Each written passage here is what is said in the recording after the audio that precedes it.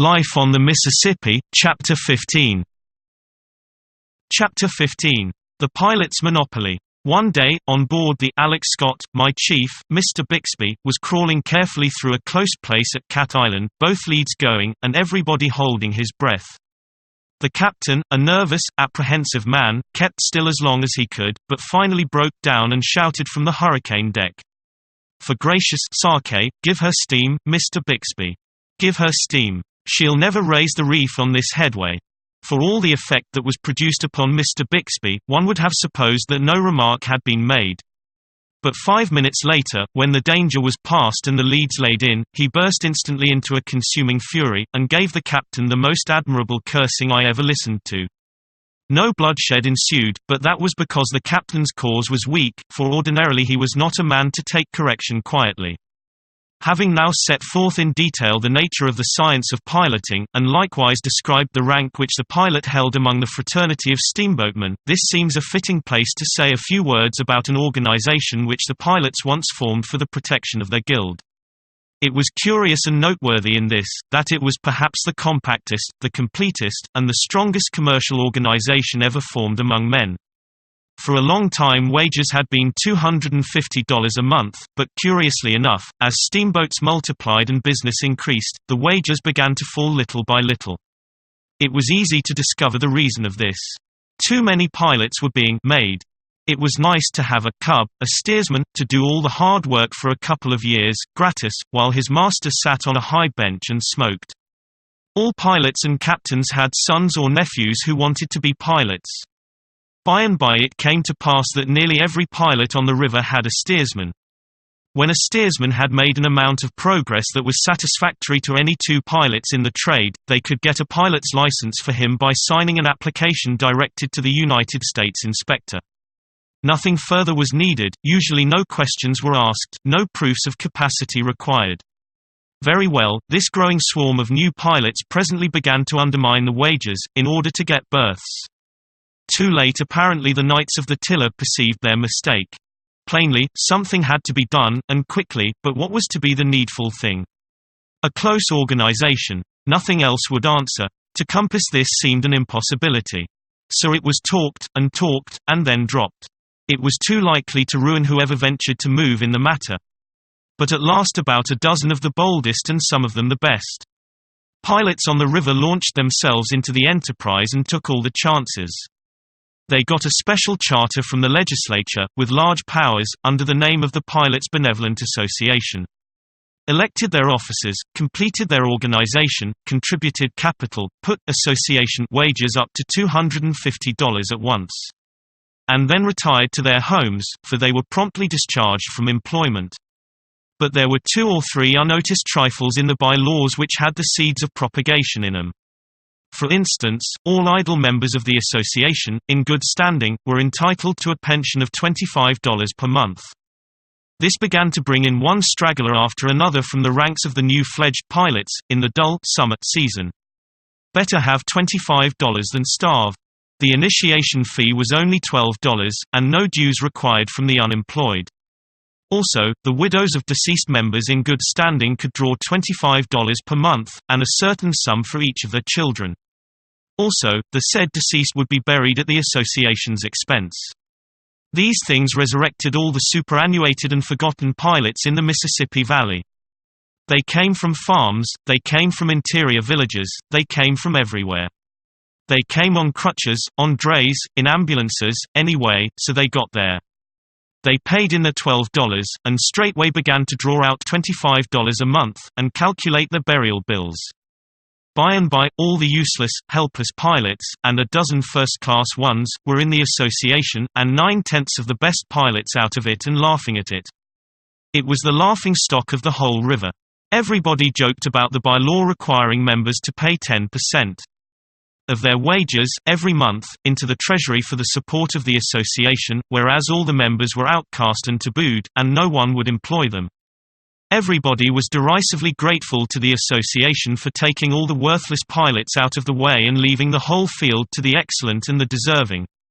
And everybody was not only jocularly grateful for that, but for a result which naturally followed, namely, the gradual advance of wages as the busy season approached.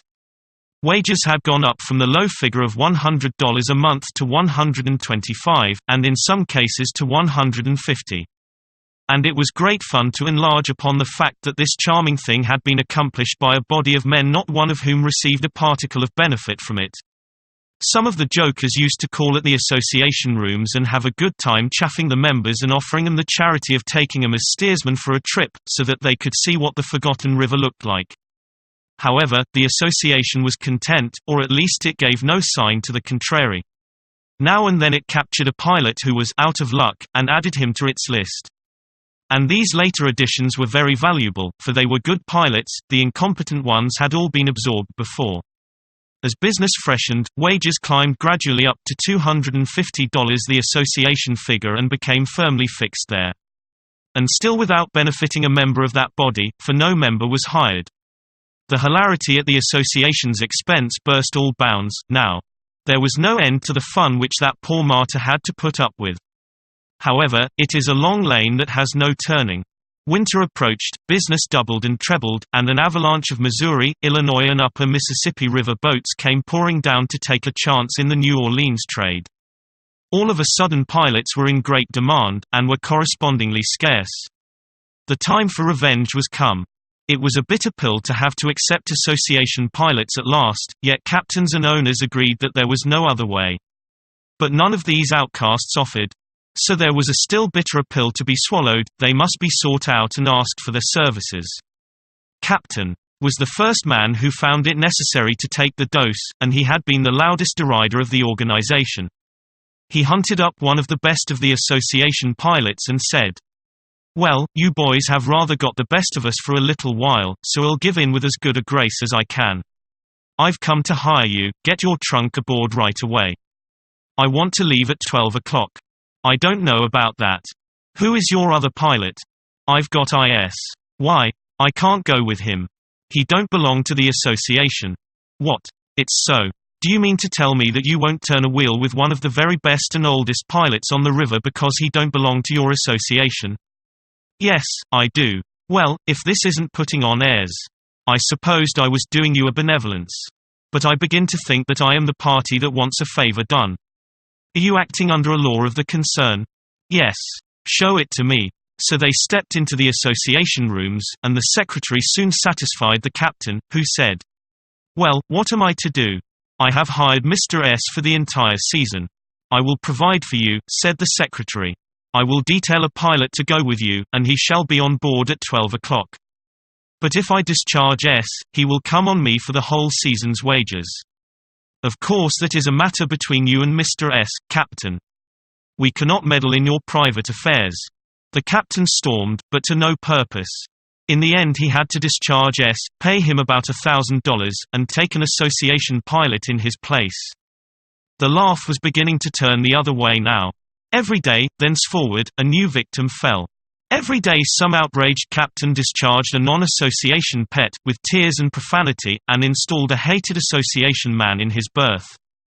In a very little while, idle non-associationists began to be pretty plenty, brisk as business was, and much as their services were desired.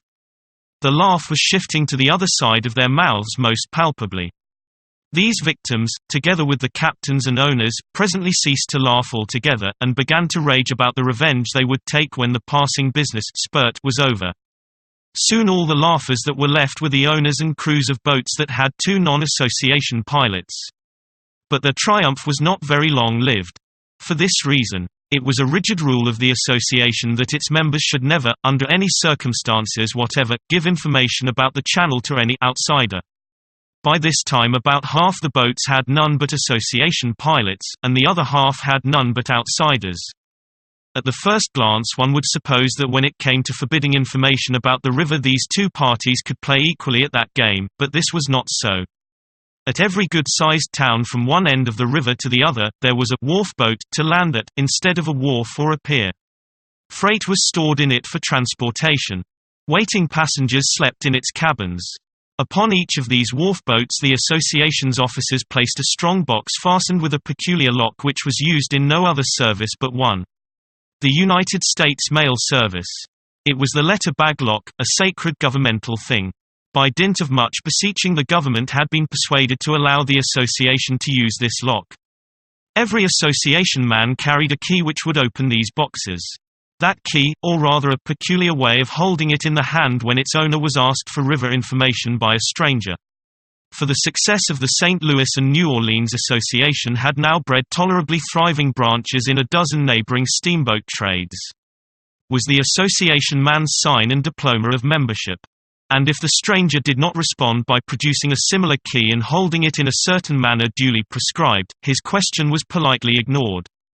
From the association's secretary each member received a package of more or less gorgeous blanks, printed like a billhead, on handsome paper, properly ruled in columns. A billhead worded something like this. These blanks were filled up, day by day, as the voyage progressed, and deposited in the several wharf boat boxes. For instance, as soon as the first crossing, out from St. Louis, was completed, the items would be entered upon the blank, under the appropriate headings, thus. St. Louis. 9.5 feet. Stern on Court House, head on dead cottonwood above Wood Yard, until you raise the first reef, then pull up square. Then under head of remarks. Go just outside the wrecks. This is important. New slag just where you straighten down. Go above it.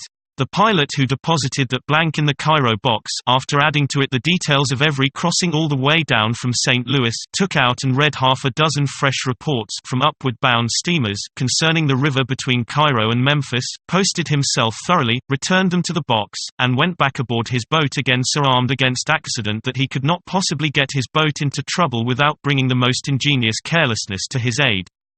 Imagine the benefits of so admirable a system in a piece of river 12 or 1300 miles long, whose channel was shifting every day. The pilot who had formerly been obliged to put up with seeing a shoal place once or possibly twice a month, had 100 sharp eyes to watch it for him, now, and bushels of intelligent brains to tell him how to run it. His information about it was seldom 24 hours old. If the reports in the last box chanced to leave any misgivings on his mind concerning a treacherous crossing, he had his remedy. He blew his steam whistle in a peculiar way as soon as he saw a boat approaching. The signal was answered in a peculiar way if that boat's pilots were association men. And then the two steamers ranged alongside and all uncertainties were swept away by fresh information furnished to the inquirer by word of mouth and in minute detail. The first thing a pilot did when he reached New Orleans or St. Louis was to take his final and elaborate report to the association parlors and hang it up there. After which he was free to visit his family. In these parlors a crowd was always gathered together, discussing changes in the channel, and the moment there was a fresh arrival, everybody stopped talking till this witness had told the newest news and settled the latest uncertainty. Other craftsmen can sink the shop, sometimes, and interest themselves in other matters. Not so with a pilot, he must devote himself wholly to his profession and talk of nothing else. For it would be small gain to be perfect one day and imperfect the next. He has no time or words to waste if he would keep posted.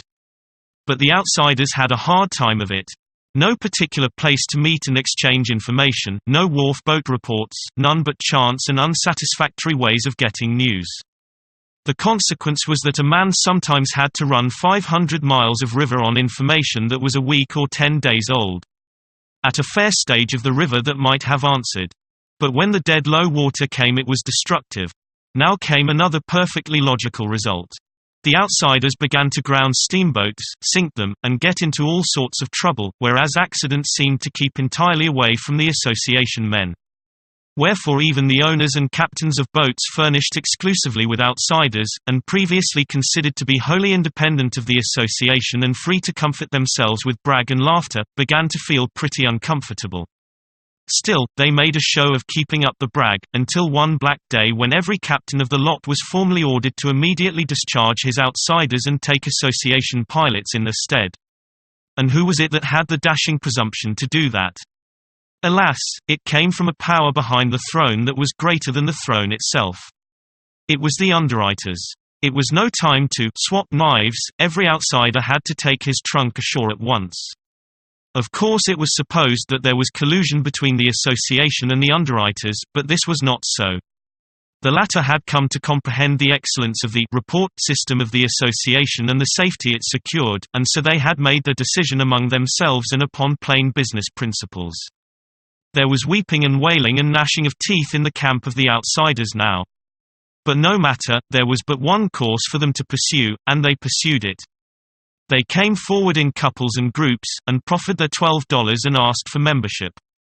They were surprised to learn that several new bylaws had been long ago added. For instance, the initiation fee had been raised to $50, that sum must be tendered, and also 10% of the wages which the applicant had received each and every month since the founding of the association. In many cases this amounted to $300 or $400. Still, the association would not entertain the application until the money was present. Even then a single adverse vote killed the application. Every member had to vote yes or no in person and before witnesses, so it took weeks to decide a candidacy, because many pilots were so long absent on voyages. However, the repentant sinners scraped their savings together, and one, by our tedious voting process, they were added to the fold. A time came, at last, when only about 10 remained outside. They said they would starve before they would apply. They remained idle a long while, because of course nobody could venture to employ them. By and by the association published the fact that upon a certain date the wages would be raised to $500 per month. All the branch associations had grown strong, now, and the Red River one had advanced wages to $700 a month. Reluctantly the 10 outsiders yielded, in view of these things, and made application. There was another new bylaw, by this time, which required them to pay dues not only on all the wages they had received since the association was born, but also on what they would have received if they had continued at work up to the time of their application, instead of going off to pout in idleness. It turned out to be a difficult matter to elect them, but it was accomplished at last. The most virulent sinner of this batch had stayed out and allowed dues to accumulate against him so long that he had to send in $625 with his application. The association had a good bank account now, and was very strong. There was no longer an outsider. A bylaw was added forbidding the reception of any more cubs or apprentices for 5 years. After which time a limited number would be taken, not by individuals, but by the association. Upon these terms, the applicant must not be less than 18 years old, and of respectable family and good character. He must pass an examination as to education, pay $1,000 in advance for the privilege of becoming an apprentice, and must remain under the commands of the association until a great part of the membership, more than half, I think, should be willing to sign his application for a pilot's license. All previously articled apprentices were now taken away from their masters and adopted by the association. The president and secretary detailed them for service on one boat or another, as they chose, and changed them from boat to boat according to certain rules. If a pilot could show that he was in infirm health and needed assistance, one of the cubs would be ordered to go with him. The widow and orphan list grew, but so did the association's financial resources. The association attended its own funerals in state, and paid for them. When occasion demanded, it sent members down the river upon searches for the bodies of brethren lost by steamboat accidents. A search of this kind sometimes cost $1,000. The association procured a charter and went into the insurance business, also. It not only insured the lives of its members, but took risks on steamboats. The organization seemed indestructible. It was the tightest monopoly in the world. By the United States law, no man could become a pilot unless 2 duly licensed pilots signed his application. And now there was nobody outside of the association competent to sign. Consequently the making of pilots was at an end. Every year some would die and others become incapacitated by age and infirmity. There would be no new ones to take their places. In time, the association could put wages up to any figure it chose. And as long as it should be wise enough not to carry the thing too far and provoke the national government into amending the licensing system, steamboat owners would have to submit, since there would be no help for it. The owners and captains were the only obstruction that lay between the association and absolute power, and at last this one was removed. Incredible as it may seem, the owners and captains deliberately did it themselves. When the Pilots Association announced, months beforehand, that on the first day of September, 1861, wages would be advanced to $500 per month, the owners and captains instantly put freights up a few cents, and explained to the farmers along the river the necessity of it, by calling their attention to the burdensome rate of wages about to be established. It was a rather slender argument, but the farmers did not seem to detect it. It looked reasonable to them that to add 5 cents freight on a bushel of corn was justifiable under the circumstances, overlooking the fact that this advance on a cargo of 40,000 sacks was a good deal more than necessary to cover the new wages. So, straightway the captains and owners got up an association of their own, and proposed to put captains' wages up to $500, too, and move for another advance in freights. It was a novel idea, but of course an effect which had been produced once could be produced again.